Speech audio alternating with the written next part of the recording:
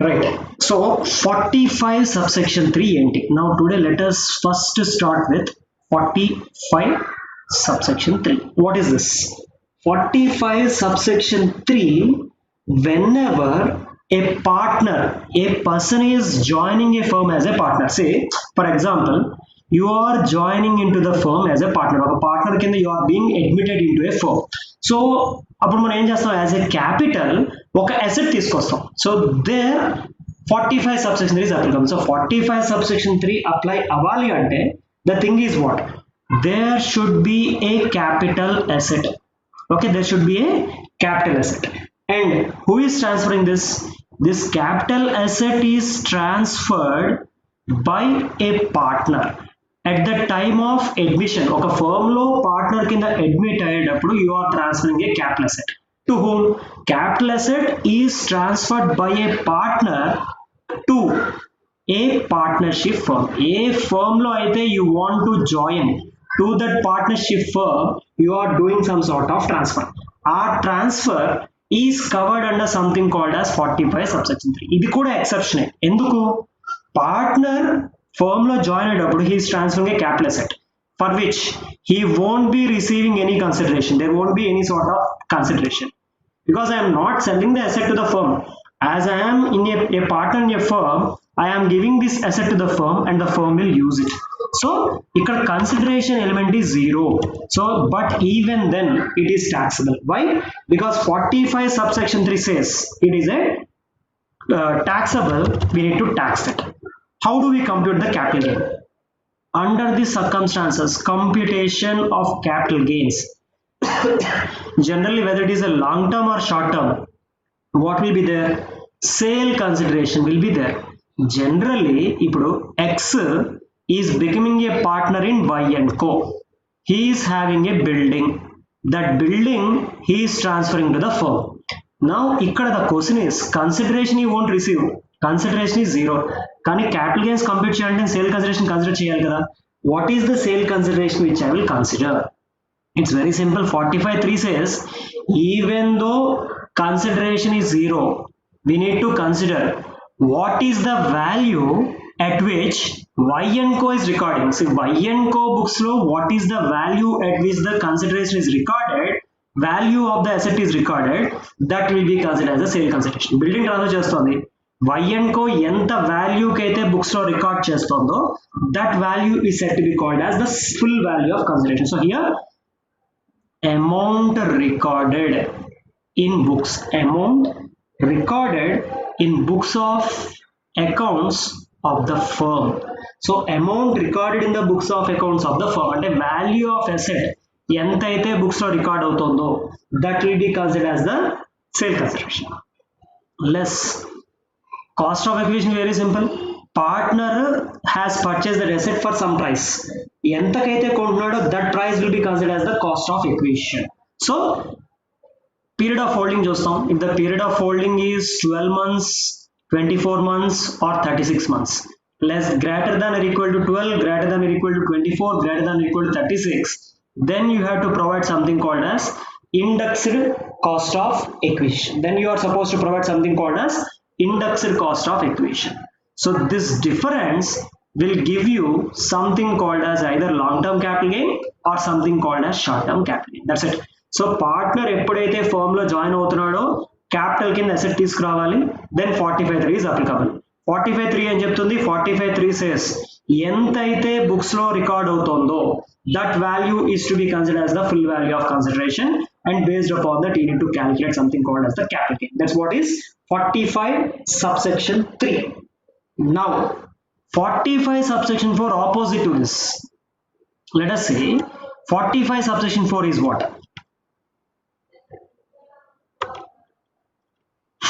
45 subsection 4 is what? 45 subsection 4 is nothing but transfer of capital asset by firm to its partner. Opposite to this. 45 subsection 3 అవుతుంది, partner is transferring the asset to the firm. 45 subsection 4, what is happening?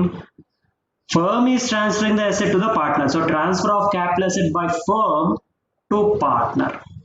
then 45 subsection 4 is applicable. So what is happening here?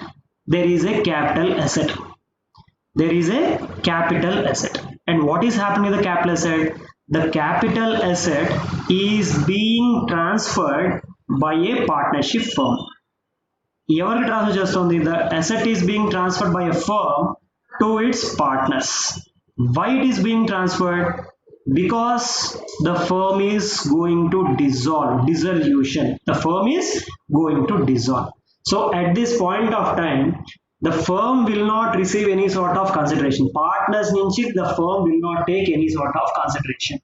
But 45 subsection 4 says it's a transfer. Ela compute cheyali? How do I calculate the transfer? Now we need to calculate something called as our full value of consideration. ఏంటి full value of consideration?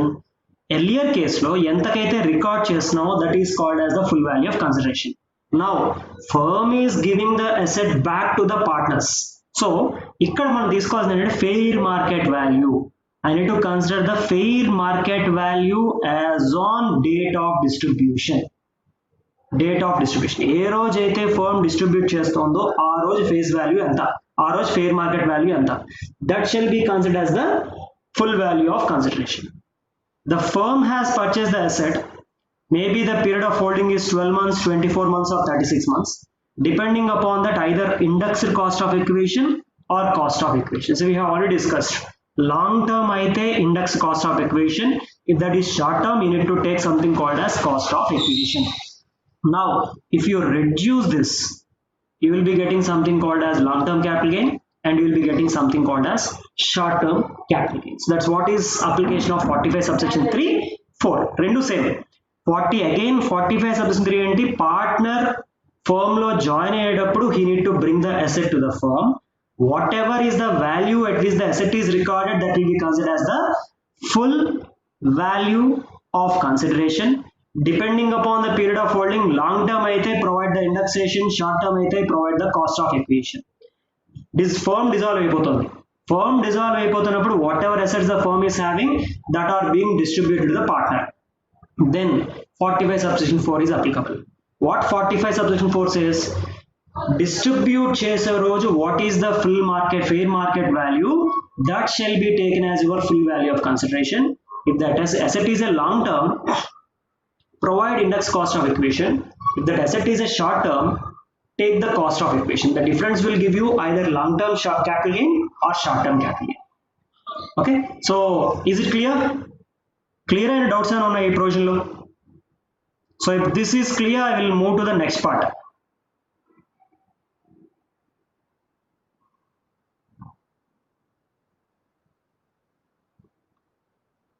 Is it clear? Okay, yeah, fine. So 45 subsection 1 A అయిపోయింది, 45 subsection 2 is done, 45 3 and 45 4 is done. Now let us quickly move to the next section, which is nothing but your 45 subsection 5. What is that? Section 45 subsection 5. Okay, 45 subsection 5. What is this? Capital gains arising in course of compulsory acquisition. Compulsory acquisition. So there is something called as compulsory acquisition under law. Due to the act, your capital asset was compulsory acquired. So ఎప్పుడైతే compulsory acquisition ద్వారా acquire అయిందో, there 45 subsection 5 is applicable. So first thing, in this, what is the full value of consideration? Full value of consideration, what I have to consider? Full value of consideration is nothing but whatever compensation received, amount of compensation received will be considered as the full value of consideration. Amount of compensation or consideration received or receivable, ఇక్కడ simple గా చెప్పాలంటే not received, amount of consideration payable or amount of consideration determined to be payable. Amount of consideration determined to be payable is something called as the full value of consideration. Say ఒక land ఉంది, government ఆ land ని కంపల్సరీగా acquire చేసింది, government ఆ land కి కొంత compensation decide చేసింది.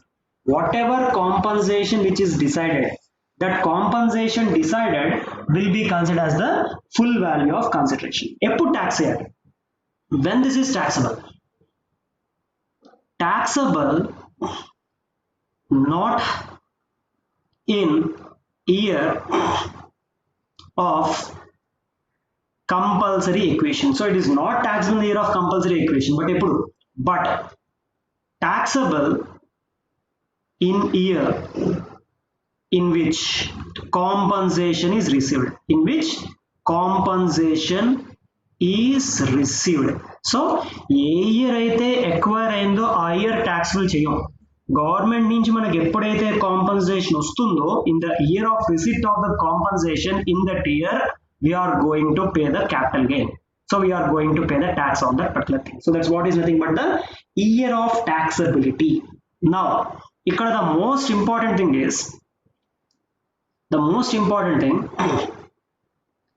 taxability అనేది కాంపన్సేషన్ ఎప్పుడైతే రిసీవ్ అవుతుందో అప్పుడు. But how do, in this sort of circumstances, if the asset is a long term capital asset, how do I provide the indexation? That's what is one of the most important. Indexed cost of acquisition ఎలా provide చేస్తాం? Take the cost of acquisition, multiply that cost of acquisition into what? Into generally మనం ఏం చేస్తాం? Index value for the year of transfer. Okay, for the year of transfer. Here, what is the meaning of transfer? Index value for the year of compulsory acquisition. Even though capital gain is not taxable in the year of transfer, indexation should be provided only till the year of transfer. That's what is one most important thing. Same insurance lage 45(1)(a). 45(1)(a) what we have discussed? Cost of acquisition into index value for the year of compensation received. ఇక్కడ index value for the year of compulsory acquisition I have to consider, divided by index value for the year of acquisition. So A year అయితే compulsory government acquire చేస్తుందో that divided by index value for the year of acquisition, that will give you something called as indexed cost of acquisition. Insurance కూడా taxable in the year of receipt of compensation, but మనం ఏం చేస్తున్నాం? Indexation is being provided till the asset is destroyed. Index value for the year of destruction. Same as 45 subsection 2. 45 subsection 2 ఏం చెప్తోంది? Index value, say 45 subsection 2 convert చేసిన capital stock in trade ని ఎప్పుడైతే sale చేస్తామో then you need to pay the capital gain. But indexation what? Indexation has to be provided for the year in which the asset is converted. So same line 45 subsection 5 కూడా ఏ year అయితే compulsory acquire అవుతుందో till that year you have to calculate your indexed cost of acquisition. Now there is something called as, under 45 subsection 5, there is something called as enhanced compensation. We need to discuss something called as enhanced compensation. Ante enti, what is the meaning of enhanced compensation? Enhanced compensation is nothing but increase in compensation. Government మన దగ్గర నుంచి ఒక land acquire చేసుకుని కొంత amount ఇచ్చిన compensation కింద. We are not satisfied with the compensation. What I had done, I had approached the court of law. High court lo case esam. What the high court decided? High court decided that the compensation given by the government is less. Inkonta extra compensation ivvali ani cheppi the court has decided. That extra compensation which the court has ordered is something called as enhanced compensation. So whatever extra compensation is the court ordered, that will be said to be called as enhanced compensation. Increase in the compensation is said to be called as enhanced. What is the taxability of this? The enhanced compensation ela tax cheyali, that we are going to discuss. Now ఈ enhanced compensation ఏదైతే ఉందో, from this no deduction is allowed. You cannot take any sort of deduction. Only one deduction is allowed. Entity only expenses, legal expenses. Only you can take something called as legal expenses as deduction. Legal expenses tappa, there any other thing you cannot take as deduction when you are calculating the capital gains in the case of your enhanced compensation. Legal expense మాత్రమే. What is the legal expenses? కోర్టులో case వేసాం, లాయర్ని engage చేసుకోవాలి, I need to pay some fees to the lawyer, court traveling charges, so all these things is said to be called as well legal expenses. So legal expenses ఏదైతే ఉన్నాయో only that legal expenses you are entitled to take. Apart from legal expenses ఇంకా ఏది consider చేయడానికి వీల్లేదు. Now when is this taxable? Enhanced compensation, when is this taxable? Enhanced compensation is taxable, enhanced compensation is taxable in year in which compensation is ordered. Compensation is ordered. See, initial compensation not taxable in the year in which compensation is received, but enhanced compensation is completely different. Enhanced compensation is taxable in the year in which compensation is ordered. Receivable to సంబంధం లేదు. So enhanced compensation will be taxable in the year of order but not in the year of receipt. So receipt అయ్యే వరకు మనం wait చేయాల్సిన పని లేదు. As soon as it is ordered, enhanced compensation becomes taxable. That's what is nothing but the taxability. Now how do I decide whether enhanced compensation is long term or short term? Initial compensation long term aithe enhanced compensation also will become long term. Initial compensation if it is short term, enhanced compensation will also become short term. So ఇక్కడ మనం చూడాల్సింది ఏంటి, whether it is a long term or short term, that depends upon initial compensation. If initial compensation is long, enhanced compensation is also long term capital gain. Initial compensation short, enhanced compensation is also said to be called as short term capital gain. So now how do we calculate? Computation of capital gain in case of enhanced compensation. In case of enhanced compensation, let us see how we can calculate this. Okay, enhanced compensation received. So whatever enhanced compensation you are receiving, that you need to consider. As I already said, no deduction is allowed. So even though you are having cost of acquisition, even though you are having indexed cost of acquisition, no, you can't take. Reason is very much simple. ఎందుకు తీసుకోకూడదు? Already initial compensation calculate చేసేటప్పుడు you had considered the cost of acquisition, you had considered the indexed cost of acquisition. If I consider again, that amounts to double deduction. So that is the reason 45 subsection 5 clearly says deduction is not allowed. Only one deduction is allowed, which is nothing but something called as legal expenses. So legal expenses consider chestam. This difference will either give you long term capital gain or this difference will give you short term capital gain. Okay, so that's what is the basis which we need to consider. Already one point, income from other sources, we have discussed one point there. One second.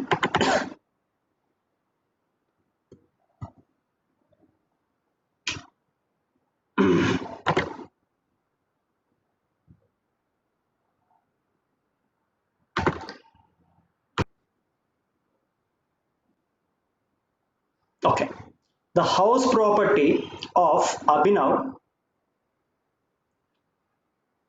is compulsory acquired by government for 20 lakhs. And this 20 lakhs is something called as our initial compensation. Initial compensation 20 lakhs. Now, ఎప్పుడు acquire అయింది? On 12th March 2019. On 12th March 2019, this building was compulsorily acquired. Now, when he has purchased, Abhinav has purchased this house in 7-8 for rupees. Cost of acquisition is rupees 8 lakhs. Cost of acquisition being rupees 8 lakhs. Now, the sale is happening on 12th March 2019. 12th March 2019. Let us change. Okay, so 12th March 2019. Okay, Cost of acquisition is 8 lakhs and he has purchased that on 7/8. In the capital asset is nothing but the building. We know where if you are holding a land and building for a period of greater than or equal to 24 months, we'll call that as a long-term capital asset. Ikkada, you are acquired that on 7/8. Government ఎప్పుడు acquire చేస్తోంది 1920లో so ultimately period of more than 24 months so will call this as a long term capital asset. So the property is now to be considered as a long term capital asset. As that is a long term capital asset, I have to provide the benefit of indexation. So I can take the benefit of indexation over there. Now, okay, indexation తీసుకోవచ్చు. Now let us say compensation is received. See, transfer ఎప్పుడైంది? The transfer happened in the financial year 1920. Transfer happened in the financial year 1920. Compensation is received on 15th April 2019. And the next financial year, compensation is received. Sorry, this is 1819. So transfer is happening in 1819. Compensation received in the year 1920. Now what the act says? Tax has to be paid not in the year of transfer. Tax has to be paid in the year in which the compensation is received. A year అయితే compensation receive చేసుకుంటున్నామో ఆ year లో you need to pay the tax. As compensation is received in 1920, tax has to be paid in 1920. Now, the compensation is further enhanced by an order of court on 5th April. అంటే ఏంటిది? This is enhanced compensation. What is the enhanced compensation? 2 lakhs. When the order is given in 5th April 20. అంటే you need to tax that in the year of order. Order for enhanced compensation is passed in the year 2021 కాబట్టి this 2 lakhs is taxable in the year 2021. Abhinav wants to claim full exemption of the capital gains. Okay, advise him in this regard. Idi tarvata chuddam. We'll discuss at the later stage, not now, because this entire part depends upon section 54 exemptions. Inka, as we have not reached till that extent, let us leave this part and let us only focus on computation of the capital gain and determine the year in which it is taxable. So two gains are there. One is nothing but your initial compensation, another is nothing but your enhanced compensation. Initial compensation is taxable in the year of receipt, enhanced compensation is taxable in the year of order. So two different years are there. For this we need to calculate the capital gain. Now let us take like this. Computation of capital gain. Computation of capital gain of Mr. Abhinav for the assessment year 2021, because your previous year is what, 1920. For the assessment year 2021 is as follows. First ఏం consider చేయాలి? First of all, I need to consider something called as full value of consideration. What is my full value of consideration? Full value of consideration is nothing but the compensation received. So the compensation received is nothing but 20 lakhs. So take your full value of consideration to be 20 lakhs as your full value of consideration.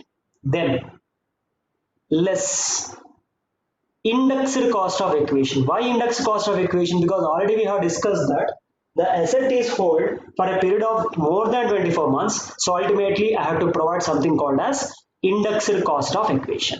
How do I calculate indexed cost of acquisition?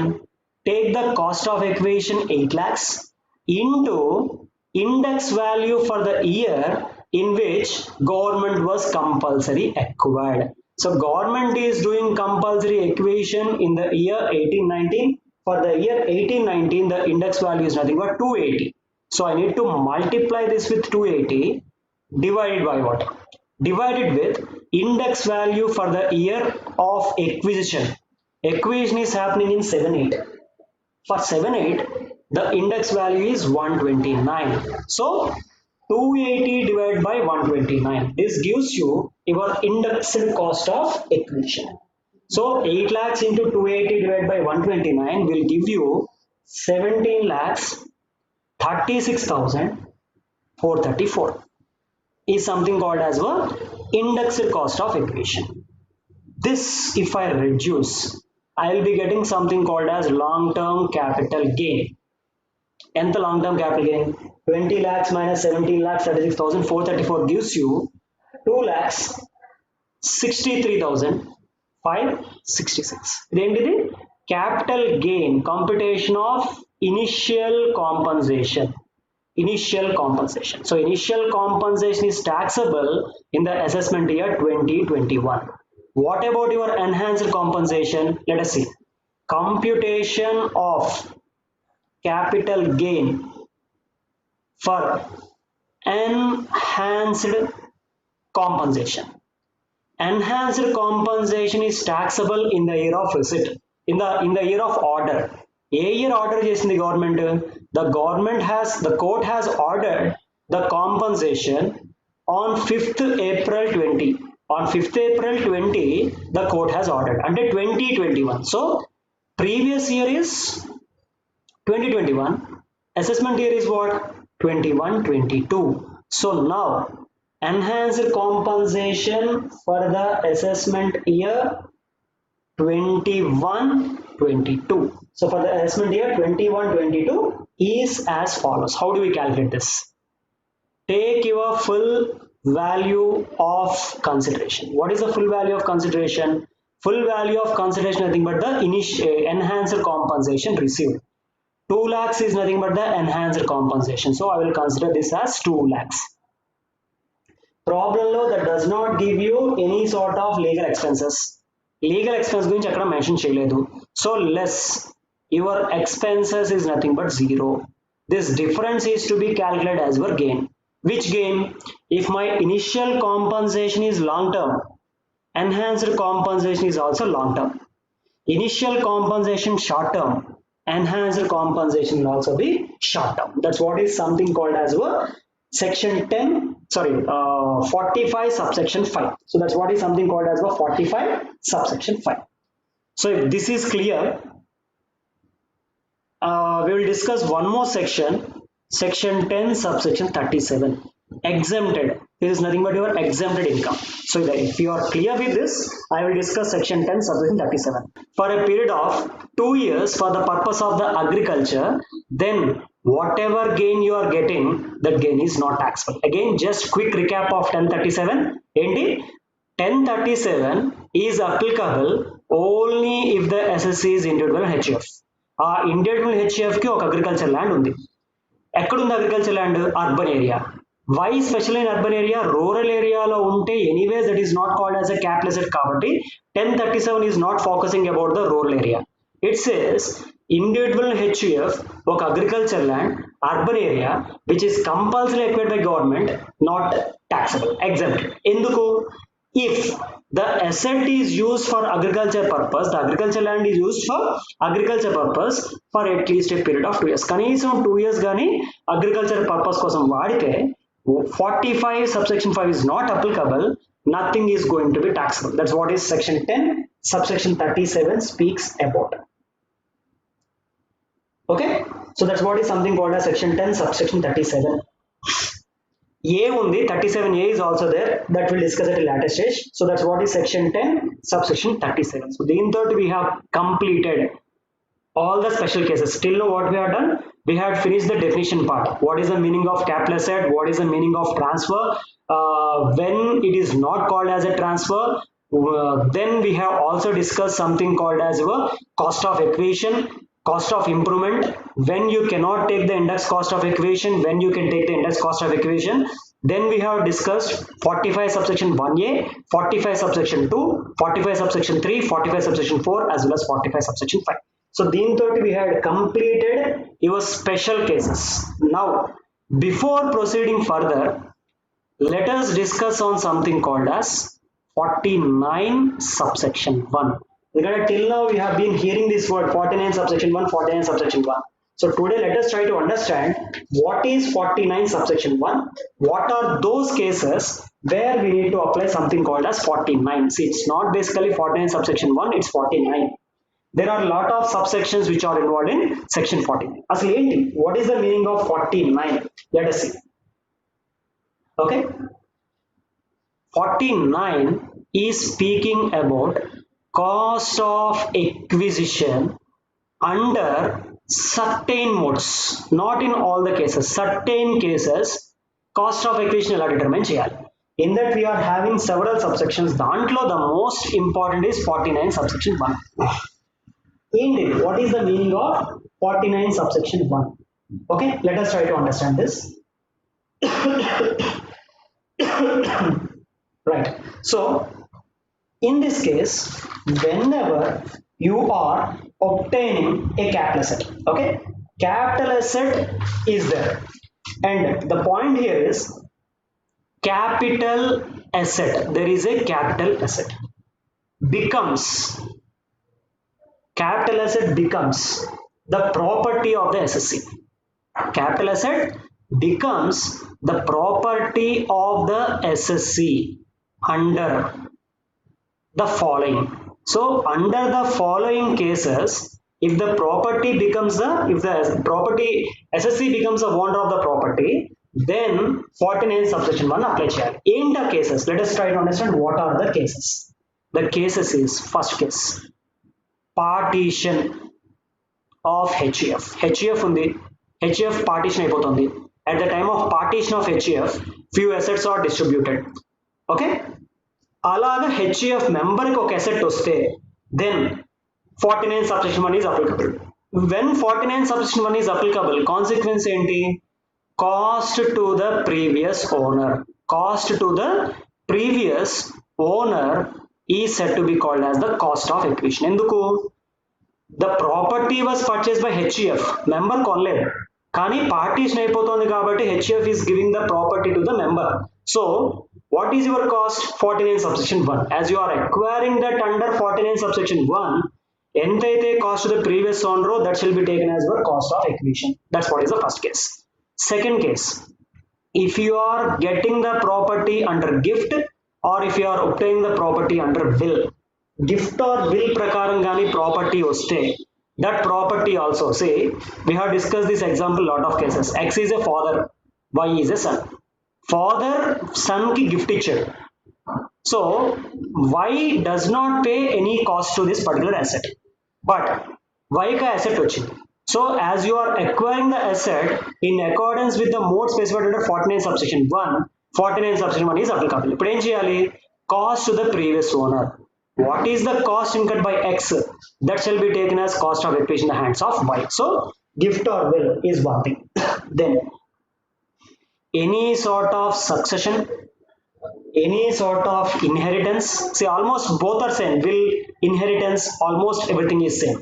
So you are also obtaining the gift, or your transfer is happening either under something called as revocable or irrevocable transfer. So revocable transfer aina sare, irrevocable transfer aina sare, then also 49 subsection 1 is applicable. If you are obtaining under the following cases, cost to the previous owner will become the cost of acquisition. That's what is something called as 49 subsection 1.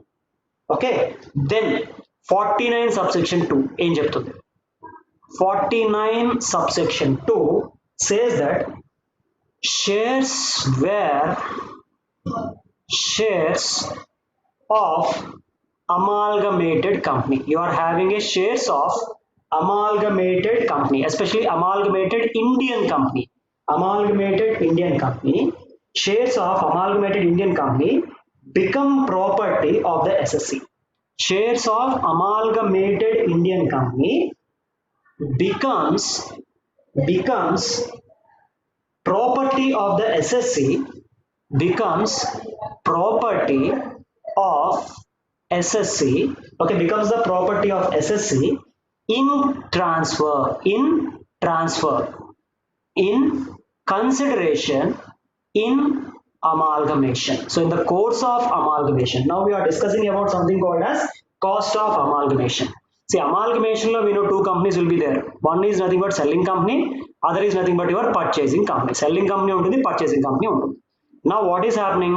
Purchasing company will issue purchase consideration. Purchasing company ఏం చేస్తుంది? Selling company shareholders కి purchase consideration ఇస్తుంది. How the purchasing company will do?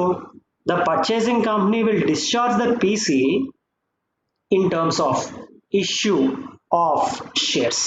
So ఈ shares కి for getting these shares, whether shareholders of selling company are paying any cost? No, they are not paying any cost. ఎందుకు వస్తుంది వాళ్ళకి purchasing company నుంచి? Being shareholders of the selling company, purchasing company purchase condition discharge చేయాలి కాబట్టి they are giving them some sort of shares. In this case also, who is the previous owner? Present owner is the purchasing company. Previous owner is nothing but the selling company. So other word I can use is what? Amalgamated company, amalgamating company. So cost to the previous owner. Who is the previous owner? Cost of acquisition of shares in amalgamating company. Cost of acquisition of shares in amalgamating company shall be taken as cost of acquisition. Again very simple. ఇక్కడ consequence ఏంటి? Purchasing company purchase condition discharge చేస్తుంది. ఎలా discharge చేస్తుంది? By issuing shares. Now whether you had paid anything for the shares? No, but you got the shares. Why you are getting the shares? Because you are a shareholder in the selling company. That's the reason purchasing company issuing a PC in the terms of shares. So what is the cost of acquisition? Selling కంపెనీలో shares ఎంతకైతే కొన్నామో that shall be taken as the cost of acquisition in the purchasing company. Because you have not paid a rupee in the purchasing company, you had paid only in the selling company. So whatever amount paid in the selling company, that will be considered as the cost of acquisition in the purchasing company. So that's what is 49 subsection 2. Any doubts in this?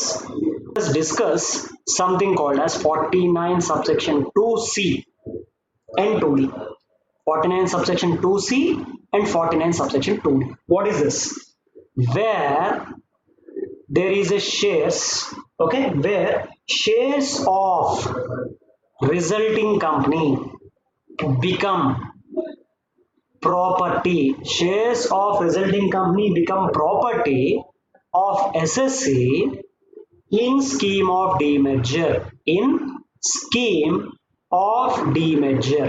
49 subsection 2 is speaking about the scheme of amalgamation. 49 subsection 2C and 2D is speaking the scheme of demerger. What this says? This says that in this case, cost of acquisition is proportionately calculated. I have to calculate the cost of acquisition in a proportionate manner. How do I calculate?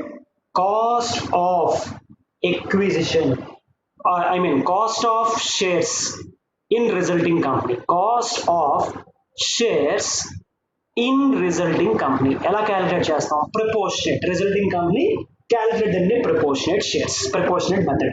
So what I have to do? Cost of shares. Take the cost of shares in what? In demerged company. Take the cost of shares in the demerged company. This, what I will do? I will multiply with something called as net book value. Net book value of assets. So net book value of assets transferred to resulting company. Net book value of assets transferred to what? To something called as resulting company.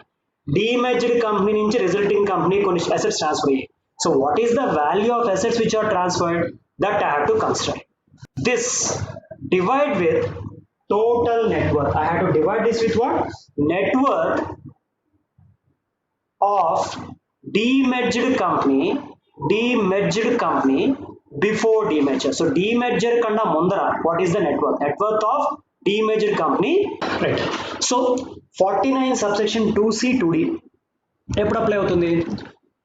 Demerged company resulting company. So ikkada first let us discuss the formula, then we'll see what is the logic behind it.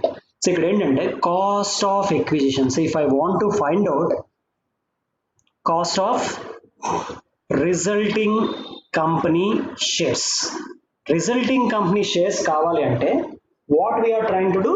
We are trying to take cost of what? Cost of demerged company. Cost of demerged company. So cost of shares in demerged company. Cost of shares in demerged company తీసుకుంటాం. దీన్ని దేంతో multiply చేస్తున్నాం? We are multiplying with something called as net book value, or I can simply call net assets. Net book value of assets transferred to where? To resulting company. Demerged company నుంచి resulting company కి whatever assets you got, that I have to consider. This entire thing I have to divide with something called as what? I need to divide with total net worth. Everything total net worth of demerged company. Total net worth of demerged company before demerger. Total net worth of demerged company before demerger. తీసుకుంటే I will be getting the cost of acquisition of shares of the resulting company. Now ఏంటిది? The formula looks quite complicated, but it's very simple. Now ఒక రెండు balance sheets చూద్దాం. First let us try to understand what is the meaning of demerged company and what is the meaning of resulting company. So already I had explained this. X Limited is a company. X Limited lo you are having two units. Okay, X Limited is having two units. Say unit A, unit B. Two units ఉన్నాయి. Now demerger అంటే ఏంటి? Separation అయిపోతుంది. Now demerger means this unit B is becoming a new company called as Y Limited. So ultimately this Y Limited is called as resulting company. X Limited is called as demerged company. ఇది already మనం discuss చేసాం. So X Limited is called as demerged company. Y Limited is called as resulting company. ఇక్కడ Y Limited లో X Limited లో who are the shareholders? Now they are becoming the shareholders in Y Limited. ఈ shares కి ఏమైనా pay చేశారా? No, you have not paid anything for getting shares in Y limited. But why you are getting? You being a share holder of X limited కొంత assets కొంత liabilities వెళ్ళిపోతున్నాయి కాబట్టి for that proportionate Y limited has given you some sort of consideration. Now ఇక్కడ మనం ఏం calculate చేస్తున్నాం? Why limited నుంచి మనకు వచ్చిన షేర్స్ కాస్ట్ ఆఫ్ ఎక్విజిషన్ ఎంత? మనం ఏం పే చేయలేదు. You have not paid anything for getting a shares of Y limited, but I got the shares of Y limited. కానీ దాని కాస్ట్ ఆఫ్ ఎక్విజిషన్ ఎంత తీసుకోవాలి? ఈ ఫార్ములా అప్లై చేయాలి. ఈ ఫార్ములా ఏం చెప్తోంది? You had first acquired the shares of X limited. So cost of acquisition of X limited తీసుకుంటాం. ఎంత పెట్టి కొన్నాం? So you had purchase the shares for 100 rupees. Take 100 rupees there. Take 100 rupees. Now ఈ 100 rupees ఉన్నప్పుడు A plus B, 2 units are there. Total put together 2 units are there. Now Y Limited got separated అంటే B got separated. B net book value of assets ఎక్కడికి వెళ్తున్నాయి? Y Limited కి వెళ్తున్నాయి. So B net assets. What is the meaning of net assets?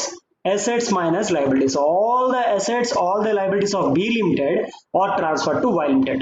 That's what we are taking. Numerator ఏం తీసుకున్నాం? Net book value of assets transfer to the resulting company we are considering. Now proportionate. ఈ 100 rupees ఎప్పటిది? A plus B కలిసి ఉన్నప్పటిది. కానీ ఈ net book value ఎప్పటిది? Only for B. So what I will do? I will take the net book value of B. This I will divide with the total net worth. A plus B రెండు కలిసినప్పుడు net worth ఎంత అయితే ఉందో the total net worth if I divide I will be getting a proportionate. ఈ 100 rupees లో proportionate value are getting for your 40 cost of acquisition of your resulting company. That's what is something called as 49 subsection 2. Okay, దీంట్లో 49 subsection 2C, 49 subsection 2D. In this we are having some other sections also, but examination point of view 49 subsection 1, 49 subsection 2, 2C, 2D. These are the only things which are important. Again I am repeating, ఎలా calculate చేస్తున్నాం? 100 rupees is my cost of acquisition. So before separation A plus B కలిసినప్పుడు 100 rupees pay చేసి I had purchased the shares. So 100 rupees is nothing but the cost of shares of demerged company. Demerger అయిపోయింది. A బిలో ఉన్న assets బిలో ఉన్న liabilities ఎక్కడ transfer అయిపోయి? Y limited transfer అయిపోయి. So I need to take the value of the net book assets. A plus B కలిసి ఉన్నప్పుడు there is a net worth. take the shareholders funds of A, take the shareholders funds of B. So the shareholders funds of A and shareholders funds of B is nothing but the total net worth. 100 rupees ఉన్నప్పుడు total net worth ఉంది. Now there is no total net worth, a part has been transferred, proportionate. When the total net worth is this, my cost is this. When the net book value is this, what is the cost? Simple ga cheppalante, we are trying to calculate in this fashion. So we are just trying to apply the same logic here. So what we are trying to do, when the company was total, when the total net worth, when you are having A plus B, I had paid 100 rupees. Now B ki enta ochindi, only this net book value. So now when the net worth of B is there, what is the cost? So what we are doing, net worth of B into 100 divided by total net worth. That's what is the thing which you are trying to put as a part of your formula. So that's what is 49 subsection 2C, 49 subsection 2D. Okay, so then I can say 49 is done. So we have done with the basic part. So now we are entering into, we'll be entering into 50, section 50, section 50B, section 50C. So these are the three important sections we need to discuss. So in next class tomorrow we'll be finishing off section 50, 50B, 50C, and we'll also get into section 112, 112A also. So Repen and 112 and 112A kuda I will start tomorrow itself. So then I can say the third part will be completed. So third part will be completed by tomorrow. Okay. So any doubts in today's class? Right. So today let us discuss section 50, 50B as well as section 50C. So first let us get start quickly with what? Section 50. Okay, 1 second. Okay, so now let us start with section 50. Section 50 of Income Tax Act speaks about something called as computation of capital gain in the case of depreciable asset. And a assets which you are taking depreciation on that assets, capital gain ela calculate cheyali. That's what is basic part of section 50. So section 50 enti, section 50 speaks about something called as computation of capital gain in case of depreciable asset. Only depreciable assets maatrame section 50 is applicable. If that asset is a non-depreciable asset, section 50 apply cheyam. Okay, so section 50 basically, let us see, there are two parts in section 50. Let us discuss one by one. So here the first thing we need to understand in section 50 is what? Capital asset is transferred. So ikkada em chestunam, we are transferring a capital asset. Entadi capital asset transferred is forming part of a block of asset. Ante oka block of asset undi.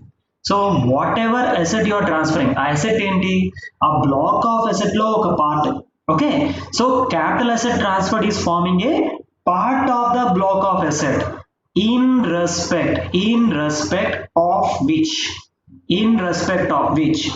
depreciation has been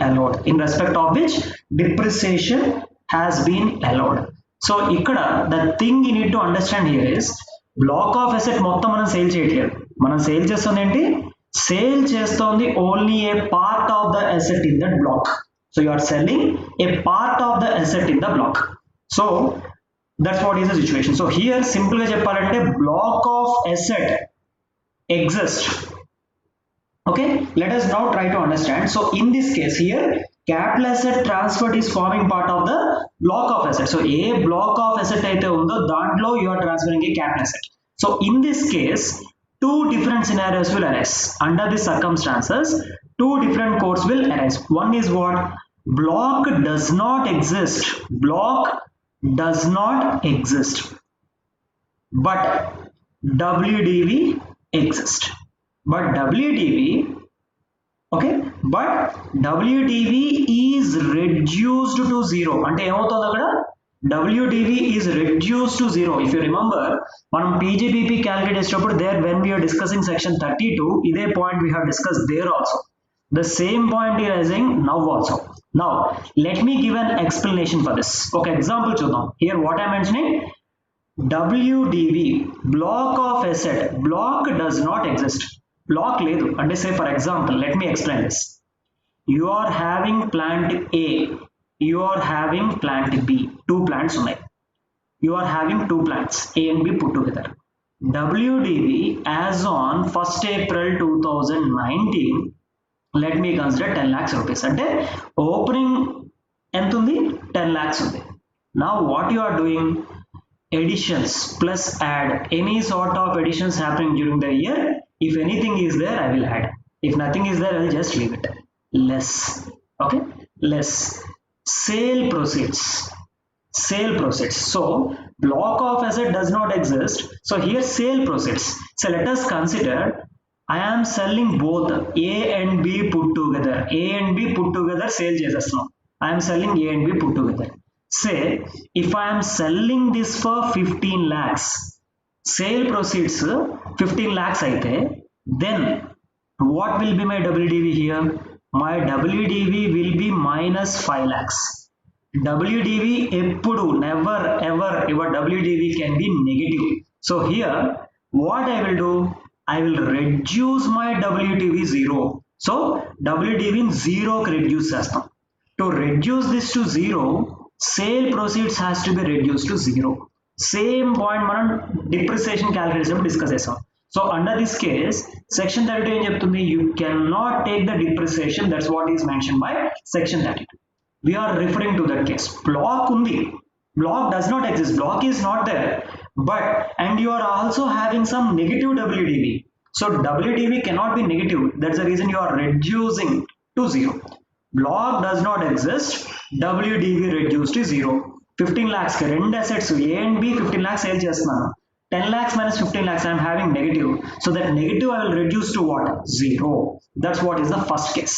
Second case, what is the second case? The second case is something called as block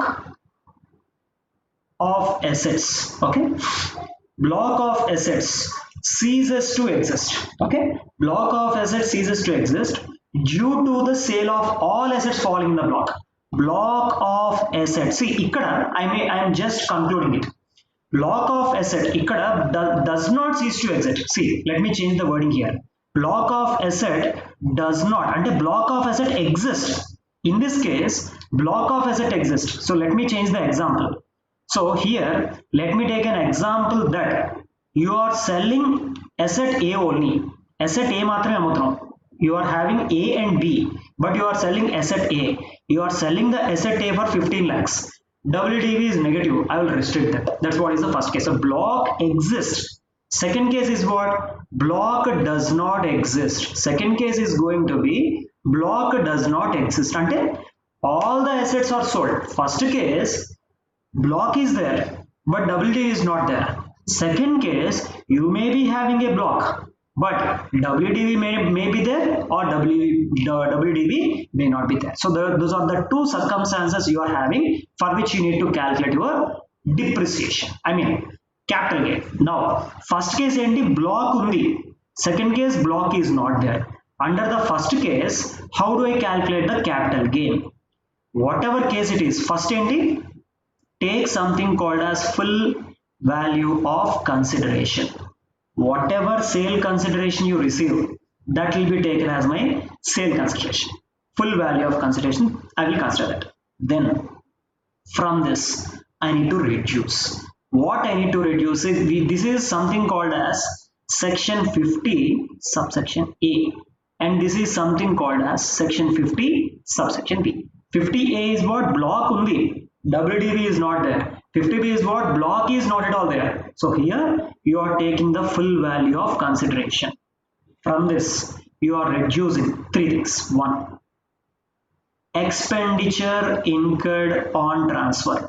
Any sort of selling expense unnataithe, that selling expense I will reduce. Along with this, what I will reduce?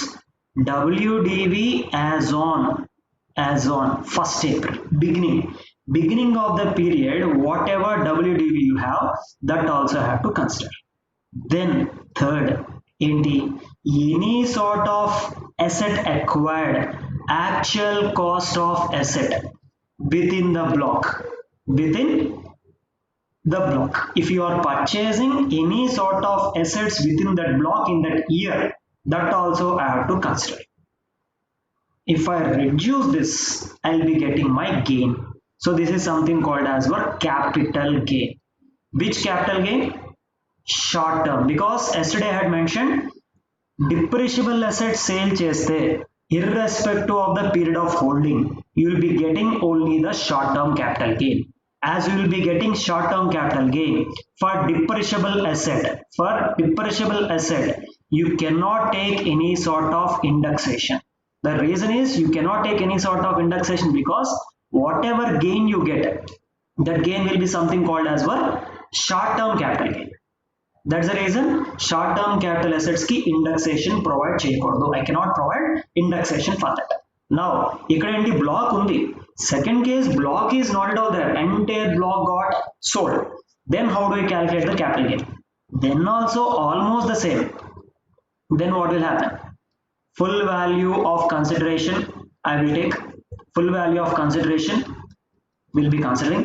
From this I will be reducing two things, again the same, there is no change at all. So here what I will do, I will reduce one, expenses incurred on transfer. Whatever expense incurred on transfer, you consider that. You also reduce something called as WDV at the beginning of the period, and you also reduce any sort of actual cost of asset within the block. So there is no change. So the computation pattern remains the same, but the situation changes. ఇక్కడ black అసలు లేదు, ఇక్కడ black ఉంది. Here you are reducing that to zero. Here you are not reducing that to zero. So that's what is the basic difference between 50A and 50B. So this is also what? Short term capital gain, because depreciable asset irrespective of the period of holding, you will be getting only something called as a short term capital gain. 24 months hold chesina, 36 months hold chesina, if that is a depreciable asset, you will be always calling that as a short term capital gain. Again quick recap of 50B. ఏంటి 50 section 50 ఏం చెప్తుంది section 50? Capital gains గురించి మాట్లాడుతుంది. It speaks about something called as capital gain. So what it says, whenever you are transferring any asset forming part of a block, that can be represented in two situations.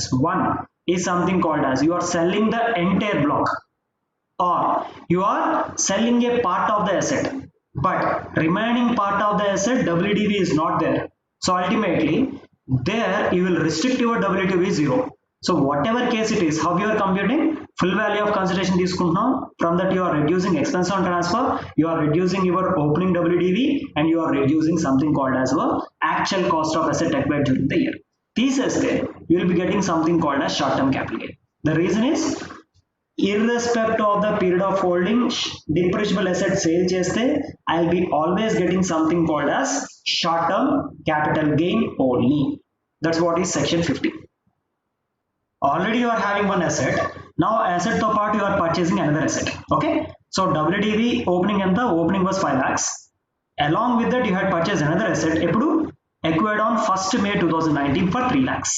There was a fire on 18 September and asset was destroyed by fire, and an SSC received a sum of rupees 11 lakhs from insurance company. Ante enti this is a case of 45 subsection 1A.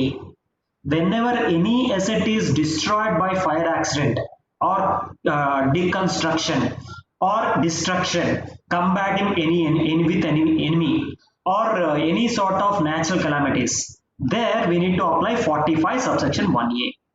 Now eప్పుడు destroy అయింది 18 September, and the asset was destroyed and received a sum of rupees 11 lakhs from the insurance company.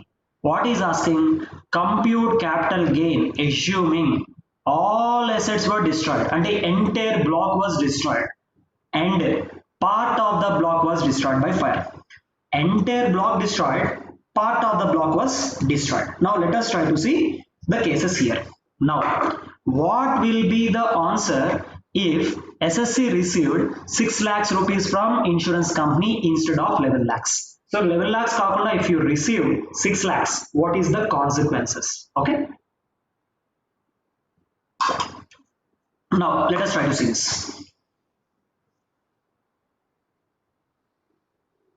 Okay, computation of capital gains. Computation of capital gains. Now, let us see. WDV as on 1st April 2019 is given as what? 5 lakhs. Okay, is given as 5 lakhs. Now, దీన్ని ఎలా compute చేస్తాం? How do I compute the capital gain? Take your full value of consideration. What 45(1)A says? Whatever compensation received from the insurance company will be said to be called as our full value of consideration. So full value of consideration will be 11 lakhs. If you are receiving 6 lakhs, your full value of consideration is going to be 6 lakhs. Now, okay, from this, what I am supposed to do? I am supposed to reduce expense on transfer. ఇక్కడ expense on transfer ఏది లేదు. I need to reduce what? Opening WDV as on 1st April 2019. What was the opening WDV? 5 lakhs is nothing but the opening WDV. Here also my opening WDV is going to be this. Then what? Then I need to reduce. So if we go to here, we have already discussed here that, okay, I need to reduce opening WDV. I need to reduce actual cost. If you are purchasing any asset, we are also purchasing some asset. Let us see. We are purchasing an asset of the same block, 3 lakhs. 3 lakhs rupees ki we are purchasing an asset. So actual cost of asset falling under the block is going to be 3 lakhs. 3 lakhs. Here also it is going to be 3 lakhs. The difference is nothing but your short-term capital gain. 11 lakhs minus 5 lakhs minus 3 lakhs. ఎంత 11 లోంచి 8 lakhs తీసేస్తే my short-term capital gain is going to be 3 lakhs. ఇక్కడ in the second case, I cannot call this as loss.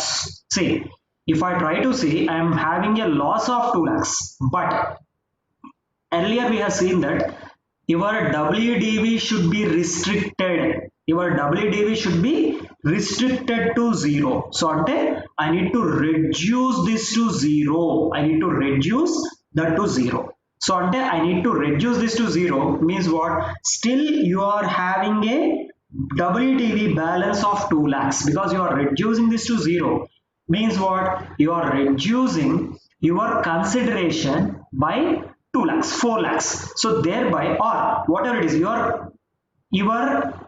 this balance is reduced. So if your balance is reduced, I cannot call this as a loss here. I will consider that as my 0. So capital gain will be considered as 0.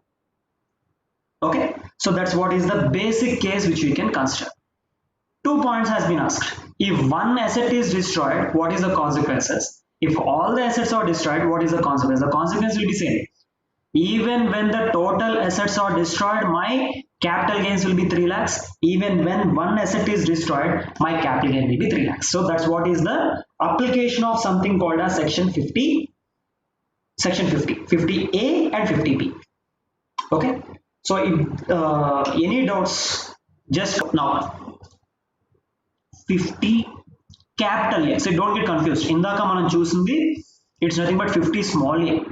Now here we are going to discuss something called as 50 capital A. So both are different. Okay. Again, ఇది కూడా మనం discuss చేసాం. When we are discussing profits and gains from reserve provision, even the same point we have discussed there as well.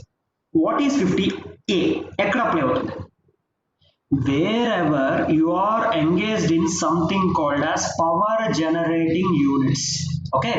You are something called as power generating units. Okay. And you are taking depreciation. Depreciation is taken by the power generating unit. Then if that asset is sold, we'll be applying 50. So if you remember, when we are discussing PGBP, there are 2 points we have discussed. One is something called as our terminal depreciation. Other is something called as balancing charge or whatever it is. So terminal depreciation is one thing, balancing charge is the other thing. So here We are discussing about something called as the balancing charge. Terminal depreciation tells you wherever you are selling at a loss, then ultimately terminal depreciation arises. Terminal depreciation, you can take that as deduction under section 32. We know it very well, so I'm not going in depth into that. Balancing charge ఏంటి మనకి? Balancing charge, I need to break that under two different circumstances. One, 41 subsection 2, deemed income. 41 subsection 2 is taxable as business income. So business income is taxable. Remaining balance will be taxable as your capital gain. So here 50A is focusing on this. So we know very well how do we calculate that. ఎలా calculate చేస్తాం? See, sale consideration. Okay, capital gain can be calculated in two ways. Sale consideration minus original cost of asset is going to give you something called as capital gain. So that is the basis of calculation, something called as capital gain. Sale consideration minus actual cost cheste you will be getting something called as capital gain. What about your balancing charge? Surplus first find out chestam. I will be finding out something called as the surplus. Whatever surplus you are getting, that surplus will be broken up into balancing charge as well as your capital gain. See, as already I had discussed, I am not going in depth into that. Okay, so it already I had clearly discussed this when we are covering PGBP. So just refer that concept. Okay, so balancing charge and business income కింద segregate చేస్తాం. I mean surplus ni I will break that into balancing charge and also I will break that into capital gain. So 50A is speaking about this. So 50A ఏం చెప్తుంది? Sale consideration minus cost తీస్తే you will be getting something called as capital gain. What capital gain? Always short term capital gain, because it's a depreciable asset. Depreciable asset, always we need to calculate something called as short term capital gain only, but not the long term capital gain. That's what is something called as 50A. Now one of the other important section, 50B. Other important section is going to be something called as section 50B. What is 50B? 50B is something called as slump sale. Slump sale. What is the meaning of slump sale? For that, we need to refer something called as section 2 subsection 42 clause C. Section 2 subsection 42 ఏం చెప్తుందంటే definition of slum sale చెప్తుంది. 50B ఏం చెప్తుంది? Computation of capital gain in case of slum sale. Whenever slump sale happens, how do I calculate capital gains? That's what is section 50D. 242C speaks about what is the meaning of slump sale. Now let us try to understand 242C. It says what? It says that transfer. Slump sale is nothing but a transfer of what? Of one or more undertaking. You are transferring one or more undertaking. Okay, undertaking అంటే business. Business ని transfer చేస్తున్నాం. ఎలా transfer చేస్తున్నాం? As a result of lump sum consideration. As a result of lump sum consideration. Okay, transfer of one or more undertaking as a result of lump sum consideration is said to be called as slump sale. And that statement is not much clear. Let me give an example. Say suppose there is a company called as X Limited. This is X Limited balance sheet. If I consider this as an X Limited balance sheet, say share capital 10 lakhs, creditors. The company is having creditors. Let us consider creditors as 5 lakhs. Now fixed assets. In that fixed assets, the company is having land, the company is having buildings. So let us consider this is 7 lakhs and this is 5 lakhs, and the company is having some current assets amounting to 3 lakhs. So this is nothing but the total of the balance sheet. Now Y Limited is purchasing undertaking. Undertaking is what? X Limited is an undertaking. Any person who is doing a business is said to be called as an undertaking. So Y limited ఏం చేస్తుంది, X limited ని acquire చేస్తుంది, purchasing Y limited. Now transfer of one or more undertaking, X limited what is doing, transferring its undertaking ఎవరికి, Y limited. For this what Y limited will do, Y limited will pay a consideration, Y limited will pay a consideration. If Y Limited decides the consideration based upon land building, say it decides I am going to pay a consideration of 18 lakhs, the breakup is as follows, land kinta, building kinta, current assets kinta ala segregate chesi iste I cannot call that as slump sale. For the entire assets you are buying the assets as a block, ee group of assets ki without assigning individual values, if the Y Limited pays a consideration 80 lakhs by default without assigning individual values, so lump sum consideration without assigning individual values, so land kinta, building kinta, current assets kinta, net assets kinta ala kaakunda overall ga oka lump sum consideration 18 lakhs icheste, then I will call that as a slump sale. If the consideration is for the part fixed assets kinta, net assets, overall net assets kinta, then I cannot call that as a slump sale. Without deciding the value for any asset, if the amount is paid, then ultimately that is a case of your slump sale. If that is a slump sale, we'll be applying something called as section 50B. So slump sale ki maatrame section 50B apply avutundi. So when it will be called as slump sale, individual assets ki value determine cheyakunda consideration pay chesiste, that is a case of your slump sale.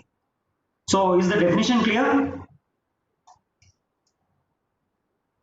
Let us see how we can calculate the capital gain. Computation of the capital gain.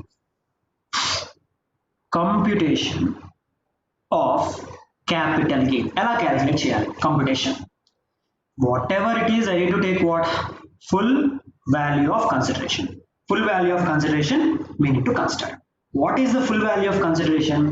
Whatever lump sum consideration which the buyer is giving you, that will be said to be called as our full value of consideration. So this will be said to be called as our full value of consideration. Then what?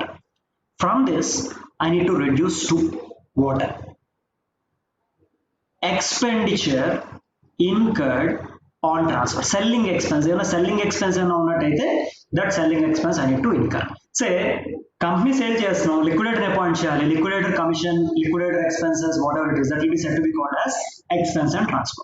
Less net worth, generally will be reducing something called as cost of equation, but for a slump sale మనం calculate చేయాల్సింది ఏంటి, net worth. Net worth of undertaking being the cost of acquisition and cost of improvement. So net worth of the undertaking, A undertaking అయితే purchase చేస్తున్నామో that undertaking net worth has to be considered.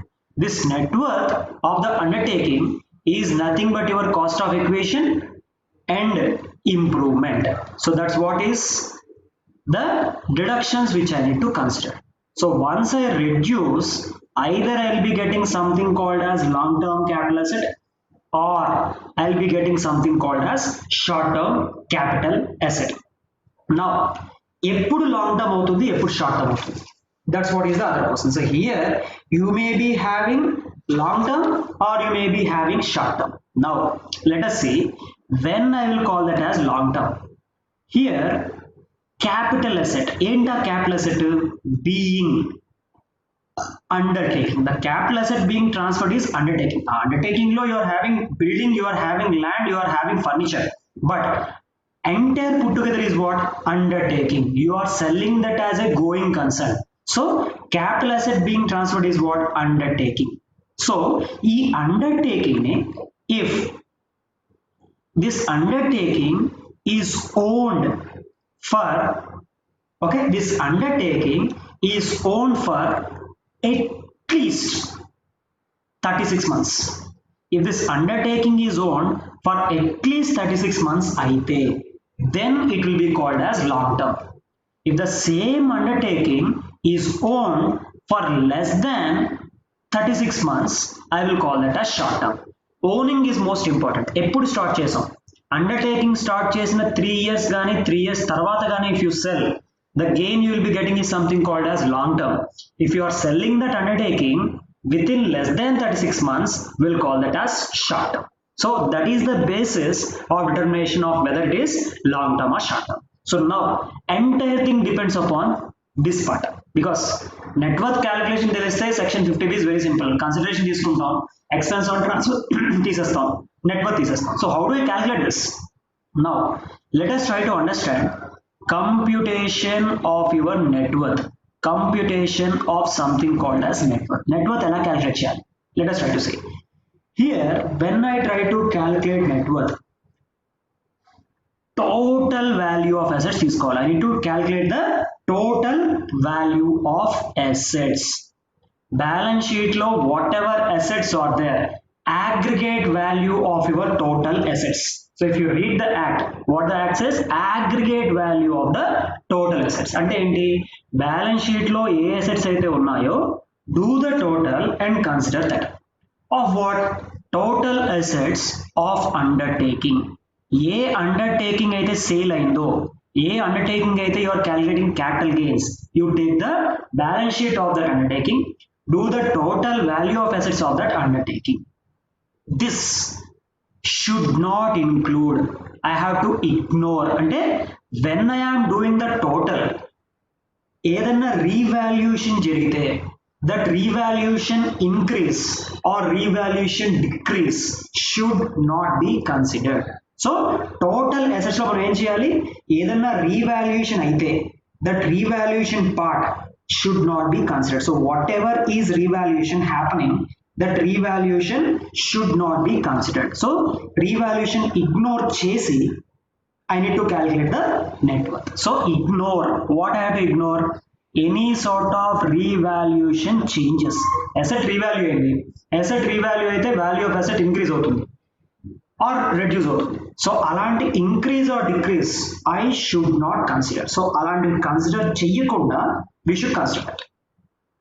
I will tell an example. So once we discuss this, I will give an example. Or let us see. Say suppose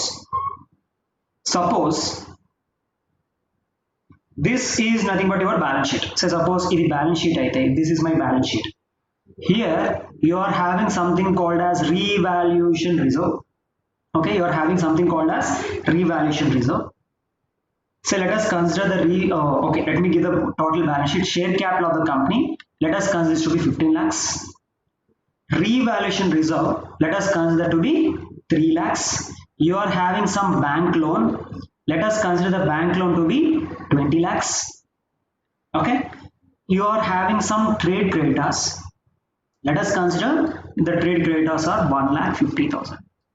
So total will be what, 18, 20, 21 lakhs. 21 lakhs 50,000 is nothing but your liabilities total. Now come to the asset side. You are having something called as building. So revaluation reserve on building. So what is the building value? Let us consider the building value is 14 lakhs. Building value is 14 lakhs. You are also having some machinery. The total value of machinery being 4 lakhs. You are also having something called as debtors. The total debtors is 1,40,000. And you are also having some other assets. Let us consider the other assets amounting to 2,10,000. So total is going to be 21,50,000. Now what I had mentioned that do the aggregate of your assets. Total of my assets. ఎంత వచ్చింది total of my assets? Total of my assets in this case is nothing but 21,50,000. Total of my assets is going to be 21,50,000. దీంట్లోంచి ఏం ignore చేయాలి, revaluation change ignore చేయాలి. What is my revaluation change? My revaluation change is nothing but 3 lakhs. So immediately from this you ignore your revaluation reserve, remove it. So 3 lakhs is one thing which I will remove. So balance sheet లో assets total చేసి liabilities లో revaluation reserve ఉంటే ఆ revaluation reserve తీసేయాలి. So once I remove the revaluation reserve, what is the total you are getting? And I don't have calculator, can you tell me? So the difference is going to be 18,50,000.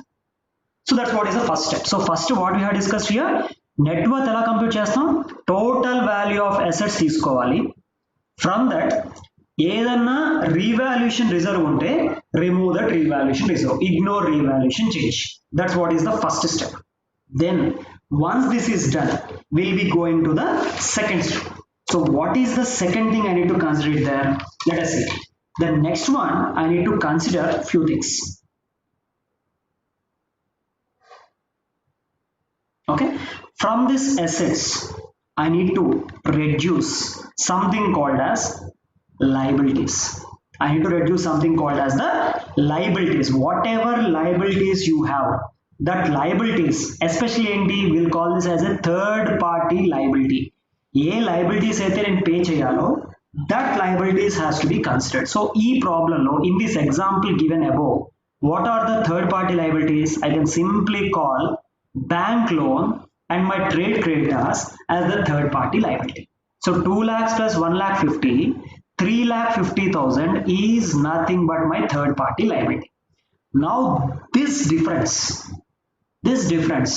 is something called as our net worth. It's very simple. So first ఏం చేస్తున్నాం, total assets తీసేసుకుంటున్నాం, దాంట్లోంచి revaluation reserve ఉంటే తీసేస్తున్నాం. I am reducing something called as the revaluation reserve. Along with the revaluation reserve, we are also reducing something called as the third party liabilities. తీసేస్తే you will be getting something called as net worth. In this case, the net worth is going to be 15 lakhs. So what is this net worth? This net worth is something basically the cost of acquisition. Sale cost తీసుకుంటాం, దాంట్లో expense on transfer I will remove, and I will also remove something called as my net worth. That difference is going to give you something called as for long term or short term capital gain. So that is the basis of calculation of your gain. That's it. So very simple. So ఇక్కడ మనం చేయాల్సిన ఒకటే, balance sheet లో do the total of your assets. Then దాంట్లోంచి you remove few things. What I will remove? Revaluation reserve I will remove. Then take your liabilities. Remove that liabilities. You will be getting something called as your net worth. One more point I have to consider. Okay. So generally, what we'll consider? Depreciable asset. See, when you are calling that as a value, when you are using the word value, what is the meaning of value? That's what is one important point we need to discuss. Value ante enti? Whether it is the actual cost, whether it is the book value, whether it is the WDV, or whether it is the resale value. Let us see. If you are having depreciable assets in your balance sheet, machinery is a depreciable asset, building is a depreciable asset. So ee renditiki what I will consider, for depreciable asset, value will be something called as a written down value under section 43 subsection 6. So written down value calculate chestam. How do you calculate written down value? Opening plus additions minus your sales or whatever it is, that gives you your closing WDV. So if you are having a depreciable asset, your WDV will be what? Under 43 subsection 6, closing WDV will be considered as your value for the depreciable asset. Now I am having some capital asset, and what is this capital asset? Acquired under section 35 AD. Entity, what is 35 AD? You are doing a specified business. Specified business gani manam chestunte, for doing a specified business, if you acquire any capital asset, for that the cost of acquisition, I mean the value of the asset covered under 35 AD is 0. Daniki value consider cheyakodu.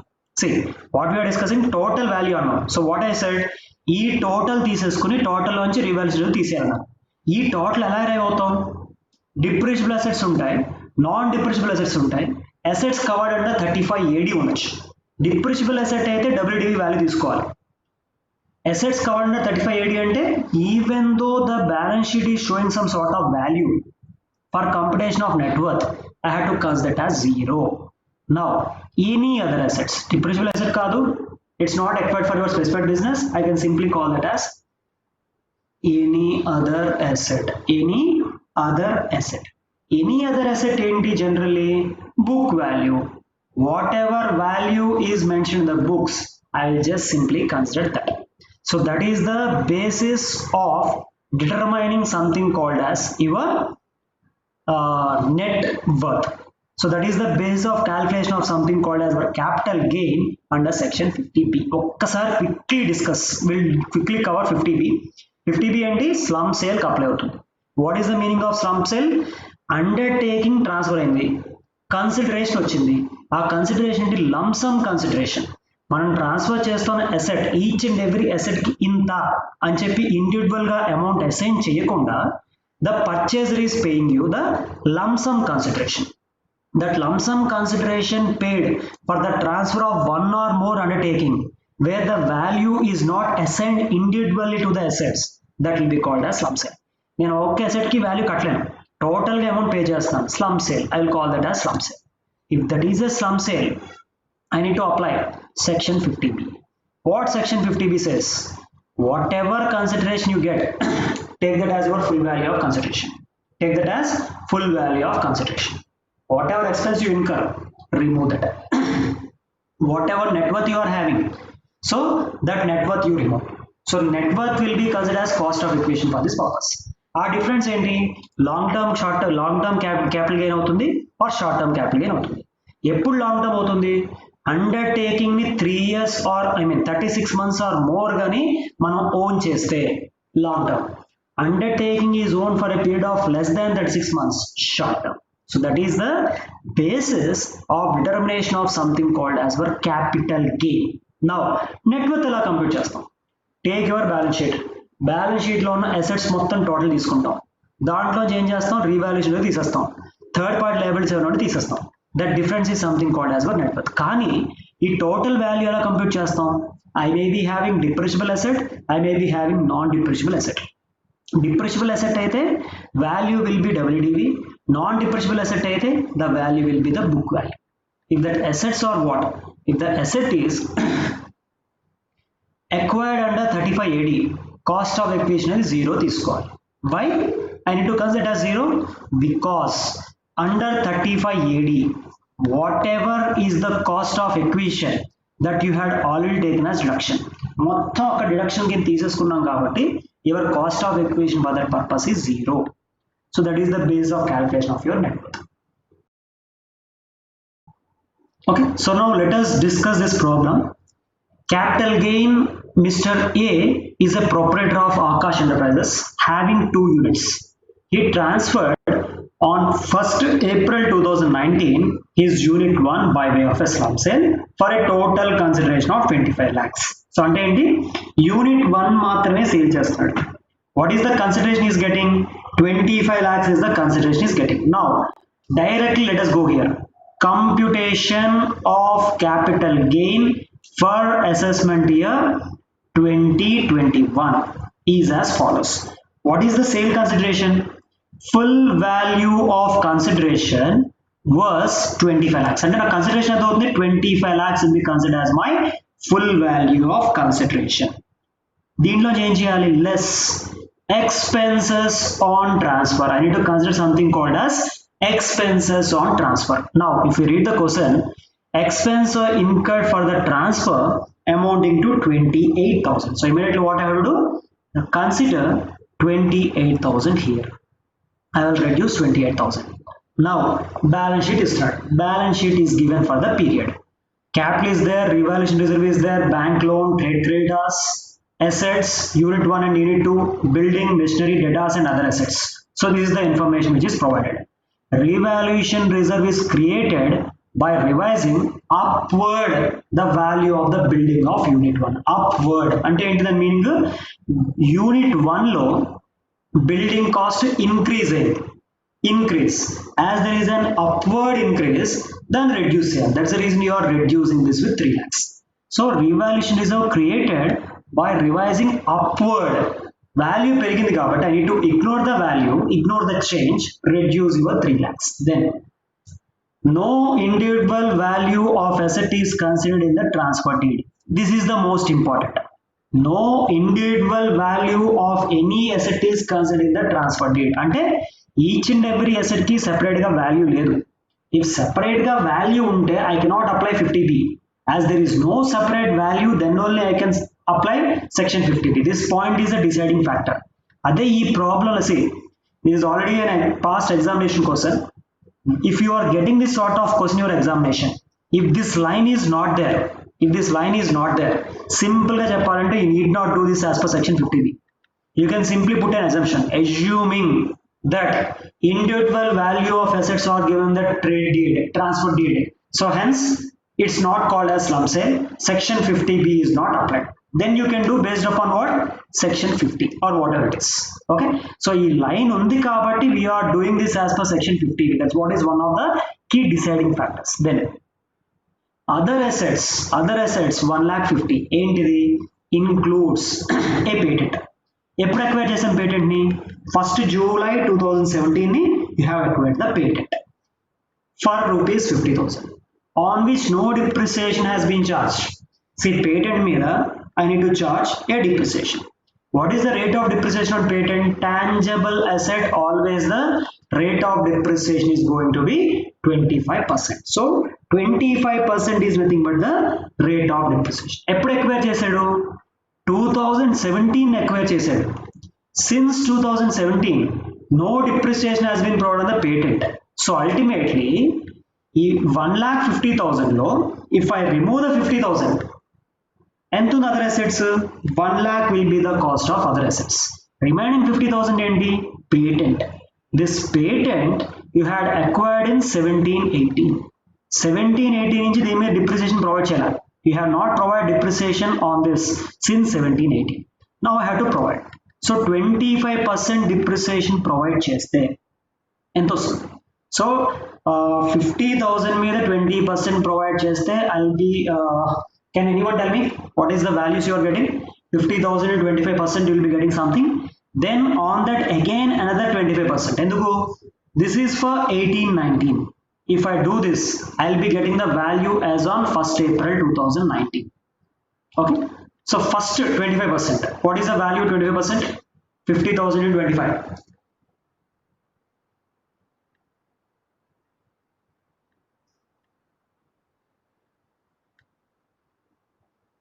Okay, 50,000, 12,500. So 12,500 వస్తుంది. So what is the difference here? 12,000, 50,000 minus 12,500 if we do, we'll be getting 37,500. On this 37,500, again I need to charge a depreciation of 25% for the second year. What that will be?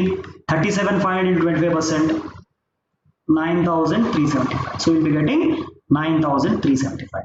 Now what is the difference?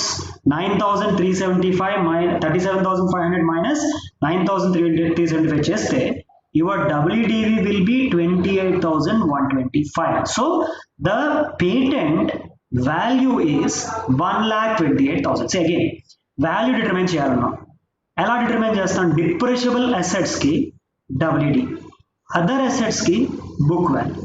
Patent is a depreciable asset, so I cannot take that at cost. Patent has to be considered at its depreciable value, which is nothing but 28,125. So that's what is the basic calculation which you are supposed to do. Now expense on transfer తెలుసు, less what? Something called as a net worth. Something called as a net worth. So this difference will be called either as long term capital gain or short term capital gain. Long term ఎప్పుడు అవుతుంది, short term ఎప్పుడు అవుతుంది? Long term I will call if you are holding that for a period of more than 36 months. 36 months కన్నా ఎక్కువ hold చేస్తే I will call that as a long term. If you are not holding that for a period of more than 36 months, I will call that as short term. ఇక్కడ unit 1 is being held for a period of more than 36 months. So 36 months కన్నా ఎక్కువ held చేస్తున్నాం కాబట్టి this difference is something called as a long term capital gain. So only one thing is pending for us, which is nothing but computation of your working note number 1. So working note number 1, if I calculate the net worth, then my problem is done. Now let us see working note number 1. What is this? Computation of net worth. Computation of net worth. Let us see how we can calculate. Building, take your total assets. What are the assets you are having? Take that. Building, and the value, I need not take the total because you are calculating only the net worth of unit 1. building and 12 lakhs. So take that as 12 lakhs. Kani, the point clearly mentioned there is a revaluation reserve created on the building. Reduce the revaluation reserve and take your building cost as only 9 lakhs. Then what is the other assets you are having? Machinery. So you are having machinery. Here the problem is not specifical. I am taking an assumption that assume this is the WDV as on 31st March. Prasad. As the problem specifies, patents were acquired on 1st July 2017. I am assuming that business is already started a long back. ఎప్పుడు start అయింది? ఎందుకంటే 17 July నుంచి తీస్తే నాకు 21 months వచ్చాయి. Agreed. 36 months ఉంటే గానీ I cannot call that as a long term. So, and the problem is not specifying your business is started on 1st July 2017. So, ఇక్కడ నేను తీసుకుంటున్న assumption ఏంటి? Assuming unit 1 was started a long before and 36 months happened. అది assumption. నువ్వు కావాలంటే assume చేసుకుని less than 36 months. Assuming the date of commencement of unit 1 and date of patents was 1st July 2017, as it is less than 36 months, you can call that as a short term capital gain. If you assume more than 36 months, that will be called as well long term. So it's your wish. Any assumption తీసుకోవచ్చు. ఎందుకంటే date ఇవ్వలేదు. As date is not given, you are taking an assumption. Clear, Prasad? Okay, good. So now, yeah, where we are? Yes. So machinery, we have taken another assumption. Enta assumption. This is assumed to be the WDV as of 31st March. So enta 3 lakhs. So now I will consider this WDV to be 3 lakhs. That's what is my other asset. Then datas. So other assets enti at the book value. So what is the book value of your debtor? 1 lakh. Then you are having other assets. Other assets లో two things are there. Entire 1,50,000 is not your other assets. 1,50,000 లో 50,000 include అయిపోయింది. అంటే నా other assets ఎంత? 1 lakh. So other assets is only 1 lakh. So I will value this other assets at 1 lakh. The next is what? Patents. What is the patent? You have to calculate the WDV of the patent in your working note number 2. So working note number 2 lo what you are doing? You are calculating the WDV. 50,000 తీసుకుంటున్నాం. 25% depreciation for the first year. Second year another 25% depreciation. So total WDV is what? 28,125 is the WDV. So I will consider the value of patent to be 28,125. So this is nothing but your aggregate total value of your assets. So this will be something called as the aggregate value of total assets.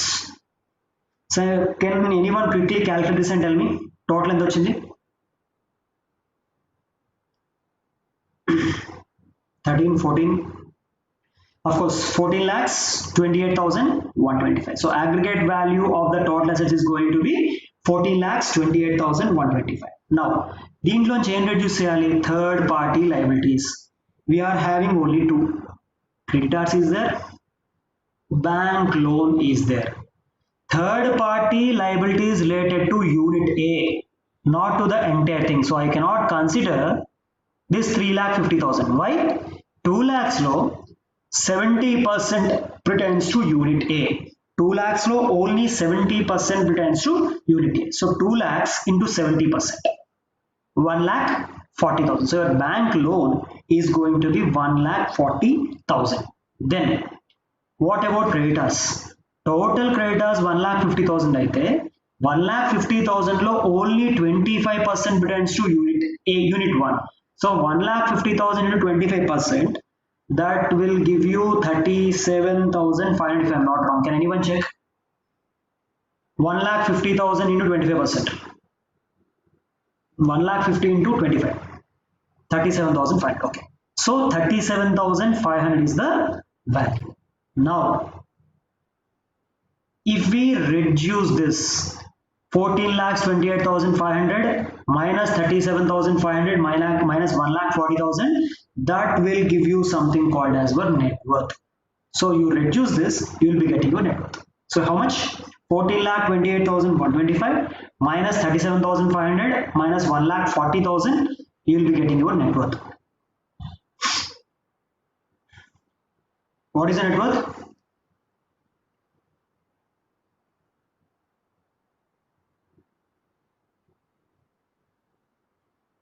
$12,50,625. 12,50,625. So here net worth 12,50,625. Already we have discussed one point that in the case of slum sale, no indexation. So I should not provide any indexation to this. So now 25 lakhs minus 28,000 minus 12,50,000. This will result in something called as our long-term capital gain. And which long-term capital gain ikkada? 25 lakhs minus this, you will be getting your long-term capital gain.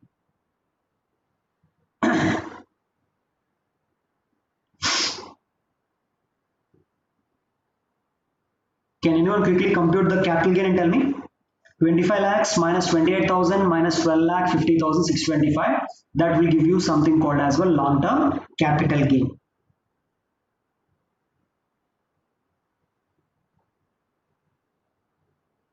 12 capital gain is 12 lakhs 21,375. So that's what is nothing but your slum sale. So that's the base of calculation of the slum sale. So it's very easy. Again, let us quickly recollect. Slum sale when the consideration is not decided individually for all the assets. Lump sum consideration will be calculating something called as slum sale. 50B and whatever consideration you get, that will be considered as your full value of consideration. Expense on transfer as usual, less net worth gives you long term or short term. How do I decide whether it's a long term or short term? Undertaking eప్పుడు commence చేసాం. If the undertaking is owned for a period of 36 months or more, I will call it as long term. Undertaking owned for less than 36 months, I will call that as short term. Okay. Then how do I decide the net worth? Total assets తీసుకుంటాం, దాంట్లో revaluation తీసేస్తాం. డిప్రిషియబుల్ asset అయితే WDV తీసుకుంటాం, non డిప్రిషియబుల్ asset అయితే book value తీసుకుంటాం. Compulsory 3580 specified business అయితే I won't consider values at all. So that gives you this. దాంట్లోంచి I need to reduce something called as my third party liabilities. That gives you net worth. Okay, so let us